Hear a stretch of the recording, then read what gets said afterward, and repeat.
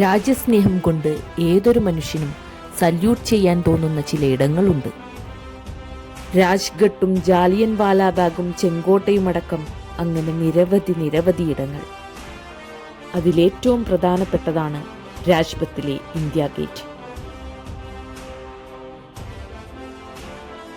Edwin Lutyens രൂപകൽപ്പന ചെയ്ത India gate ഒന്നാം ലോക മഹായുദ്ധത്തിലും അഫ്ഗാൻ യുദ്ധത്തിലും മരിച്ച ബ്രിട്ടീഷ് ഇന്ത്യൻ ആർമിയിലെ സൈനികരുടെ ഓർമ്മയ്ക്കു വേണ്ടി 1931 നിർമ്മിക്കപ്പെട്ടിട്ടുള്ളതാണ്. അതുകൊണ്ടുതന്നെ ഇന്ത്യ ഗേറ്റിന്റെ ചുവരുകളിൽ ഓരോ സൈനികന്റെയും പേര് എഴുതപ്പെട്ടിട്ടുണ്ട്. ലോകത്തിലുള്ള ഏറ്റവും വലിയ യുദ്ധസ്മാരകങ്ങളിലൊന്നാണ് ഇന്ത്യ ഗേറ്റ്.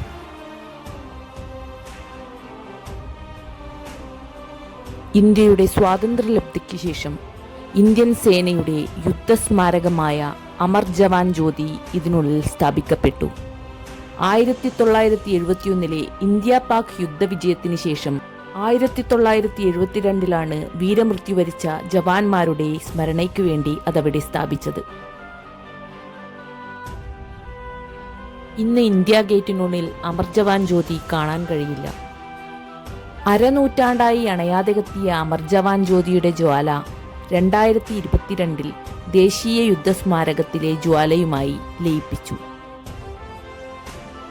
ഇന്ത്യൻ സ്വാതന്ത്ര്യലബ്ധിക്ക് ശേഷം ഇന്ത്യ ഗേറ്റിന് മുന്നിൽ സ്ഥാപിച്ചിരുന്ന ജോർജ് അഞ്ചാമന്റെ പ്രതിമ എടുത്തുമാറ്റുകയും പകരം 2022 നേതാജി സുഭാഷ് ചന്ദ്രബോസിന്റെ പ്രതിമ സ്ഥാപിക്കുകയും ചെയ്തു.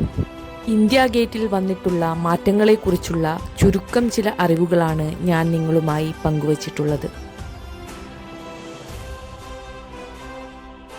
ഇന്ത്യ ഗേറ്റിലെ കാഴ്ചകൾക്കു ശേഷം രാഷ്ട്രപതി ഭവനും പാർലമെന്റ് മന്ദിരവും ഞങ്ങൾ ചുറ്റിക്കണ്ടു. രാവും പകലും സുരക്ഷ തീർക്കുന്ന സൈനിക ഭടന്മാരെ നമുക്ക് അവിടെ കാണാൻ സാധിക്കും. അങ്ങനെ ആ ദിവസത്തെ ഡൽഹി കാഴ്ചകൾക്ക് വിരാമമിട്ടുകൊണ്ട് ഞങ്ങൾ റൂമിലേക്ക് മടങ്ങി.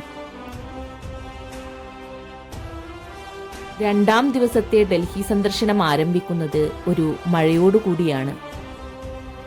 പകൽ വെളിച്ചത്തിൽ പാർലമെന്റ് മന്ദിരവും മറ്റും ചുറ്റിക്കണ്ട് ഞങ്ങൾ രാജ്ഘട്ടിലേക്ക് യാത്ര തിരിച്ചു.